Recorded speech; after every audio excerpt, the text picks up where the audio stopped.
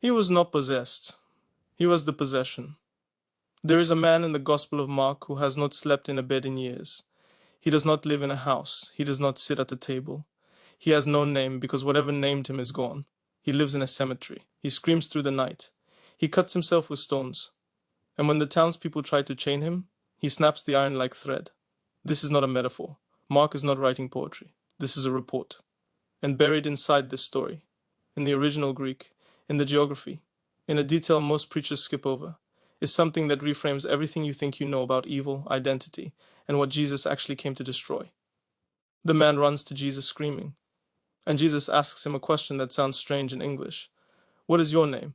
In Greek, ti onomasuoi, literally, what name to you? Name in the ancient world was not just an identifier, it was an essence. It was ontology. When God renames Abram to Abraham, he is not updating a database entry. He is rewriting the man's destiny. When Jacob wrestles the angel and gets a new name, Israel, the old self is over. The name is the person. So when Jesus asks this demon, or this legion of demons, what is your name? He is not making small talk. He is forcing an answer that is ontologically catastrophic for the enemy. Because to name yourself before God is to be exposed, fully, without cover. And the answer comes back, my name is Legion, for we are many. Legion. In first century Palestine, every person hearing that word knew exactly what it meant. A Roman legion was 6,000 soldiers, 6,000. The word legion was not just a number, it was a symbol of occupation, of empire, of something that crushes you simply by being present. So we are not reading about one demon. We are reading about a man whose interior world has become a war zone with 6,000 soldiers in it. And Jesus does not flinch. Let's slow down here because the geography matters. They're in the region of the Gerasenes. That's the eastern shore of the Sea of Galilee, Gentile territory. This is not the Jewish heartland. There are pigs nearby, which tells you everything. Observant Jews didn't keep pigs. Jesus has sailed across a storm. The disciples thought they were going to die, and he arrives here. Why? For one man, not a crowd, not a synagogue. No cameras, no witnesses who matter politically. He crosses a sea in a storm for a single human being who is so far gone that the community has given up trying to save him, and just tries to contain him instead. This is the first thing that should wreck you. Jesus calculates the math differently than we do. We think in terms of reach, impact, scale. Jesus thinks in terms of this one person, right now, whatever it costs to get there. The chains didn't work. The community's best efforts didn't work. The man is beyond rehabilitation by every human metric. And Jesus steps off the boat, and the demon, the legion, immediately recognizes him, falls before him, worships him, the text says, while simultaneously begging him not to torment them. Read that again. The demons worship him even as they resist him. Even hell confesses the lordship of Christ involuntarily. This is where the story becomes about more than one man in a graveyard. The Apostle Paul writes in Ephesians that our battle is not against flesh and blood, but against principalities, powers, rulers of darkness, spiritual forces of evil in heavenly places. Most of us read that and nod politely. We don't actually believe it at the level that changes how we pray or how we interpret suffering. But this man in the graveyard, this is what Paul is describing made visible. The enemy's strategy is not complicated, is not elegant. It is isolate, dehumanize. Convince the person they have no name worth speaking. The man among the graves has been cut off from community, cut off from his own identity, and is destroying his own body. That is the fingerprint of the enemy across every generation and every culture. The names change. The chains change. The cemetery changes. But the strategy is the same. I want to tell you something I've never said on this channel. Years ago, I walked alongside someone I loved who was in their own version of the Gerasene graveyard. Not demonic possession, but something that had hollowed them out just as thoroughly. Addiction. Years of it. And what I watched happen wasn't just physical deterioration. It was the erasure of a name. Every person who had tried to help eventually pulled back. Not out of cruelty, out of exhaustion.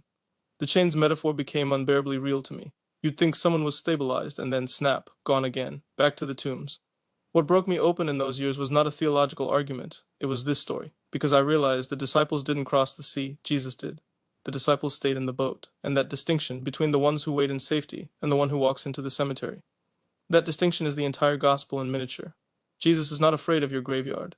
He is not afraid of the legion inside someone you love. He is not calculating whether the ROI of the rescue is worth the storm to get there. He just goes. If this kind of deep dive is what you come here for, the original languages, the geography, the stories behind the story, hit subscribe.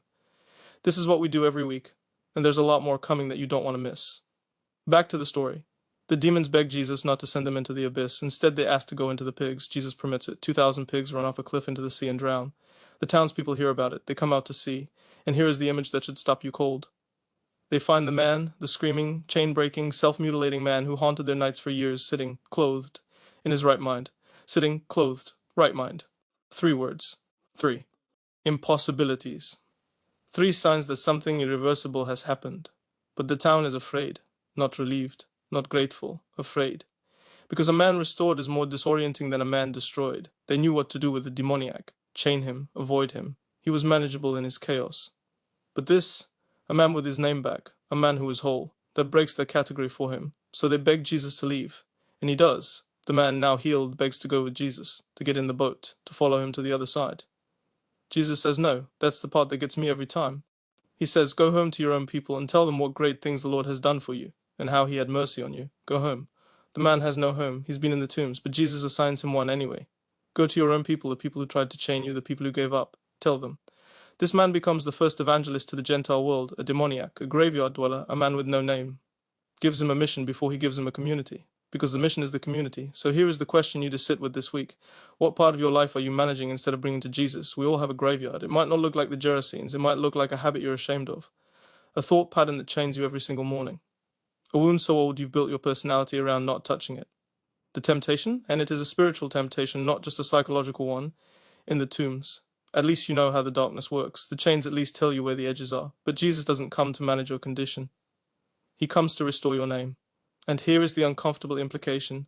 The people around you who seem most beyond reach, the ones the community has written off, the ones who snap the chains every time they're not outside the geography of Christ's concern, he will sail through a storm into Gentile territory, with no crowd waiting and no strategic advantage. Just to stand in front of one person and say, what is your name? You might be called to be in that boat. You might be called to row towards someone the rest of the world has decided is too far gone. That's not naive. That's not codependency. That's the shape of the gospel. The last thing we're told is this. The healed man goes. He tells everyone in the Decapolis, 10 cities, what Jesus did for him. And the text says simply, and all marveled. All marveled. The man who screamed through the night is now the reason whole cities are standing in silence, mouths open. He was not possessed. He was the possession. Until the morning someone came to get him and called him back to his own name.